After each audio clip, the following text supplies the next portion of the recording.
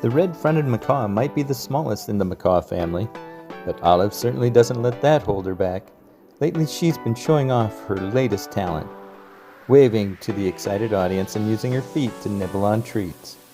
Olive loves zipping through the air, landing on surprised and smiling onlookers, and sharing her playful personality.